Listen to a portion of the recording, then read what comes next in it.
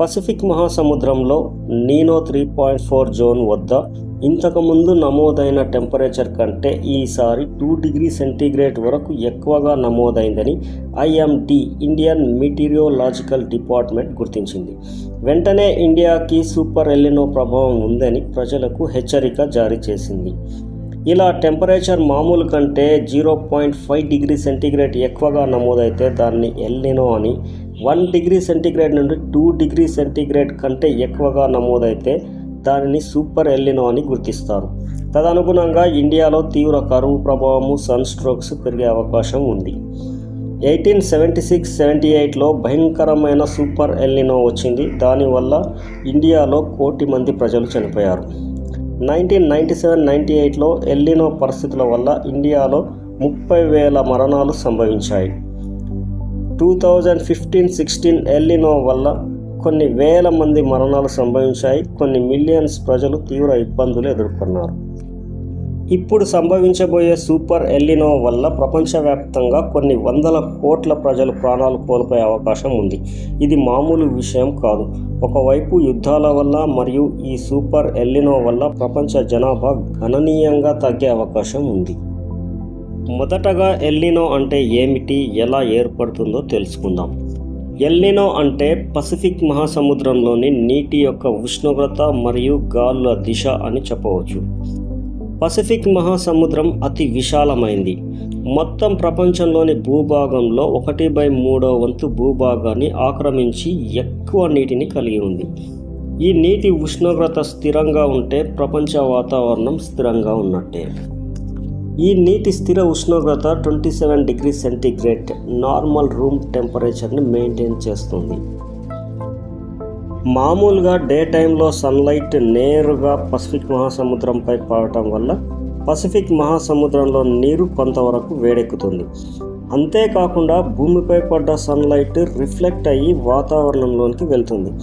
అక్కడ ఉన్న green house gas ఈ లైట్ని మళ్ళీ పసిఫిక్ మహాసముద్రంలోకి రిఫ్లెక్ట్ చేయడం వల్ల పసిఫిక్ మహాసముద్రంలో నీరు ఇంకా ఎక్కువగా వేడెక్కుతుంది.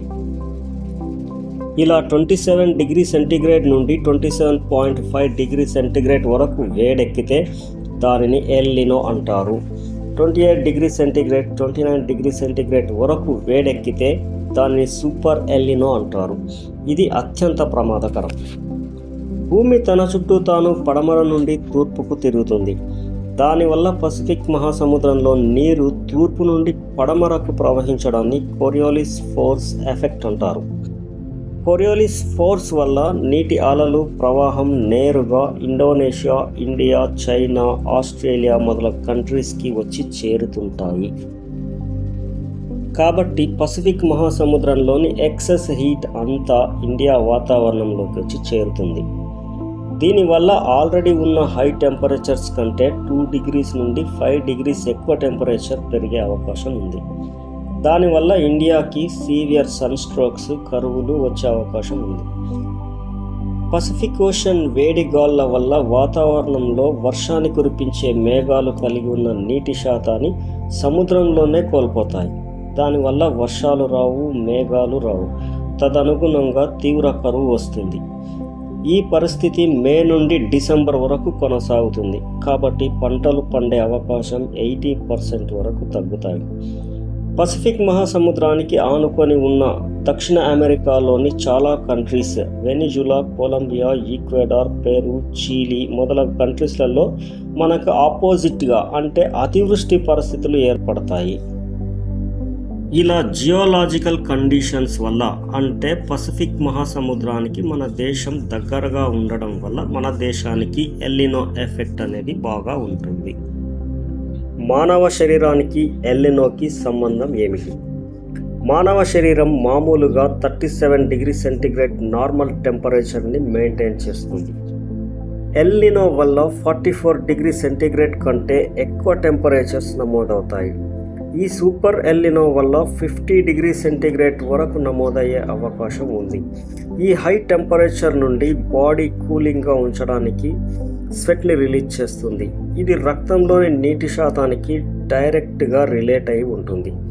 రక్తంలోని నీటి శాతం తగ్గగానే బాడీ ఓవర్ హీట్ అయ్యి ప్రోటీన్ డ్యామేజ్ జరుగుతుంది. వెంటనే బాడీ మెటబాలిజం దెబ్బతిని మరణం సంభవిస్తుంది. కాబట్టి ఎక్కువ టెంపరేచర్ వల్ల ఎక్కువ స్వెట్ రిలీజ్ అవ్వడం బాడీకి చాలా డేంజర్. ఈ సిచ్యువేషన్ నుండి ప్రజలు బయటపడాలంటే సమ్మర్లో బయట ఎక్కువగా తిరగకుండా ఇంట్లోనే లేదా చల్లటి నీడగల ప్రాంతంలో ఉంటూ వాటర్ ఎక్కువగా తాగాలి. Health is wealth. You can save your life. ఈ వీడియో మీకు నచ్చితే లైక్ చేయండి, సబ్స్క్రైబ్ చేయండి. మిస్టేక్స్ ఏమైనా ఉంటే కామెంట్ చేయండి, వాటిని నేను తప్పక సరి చేసుకుంటాను. Thank you for watching.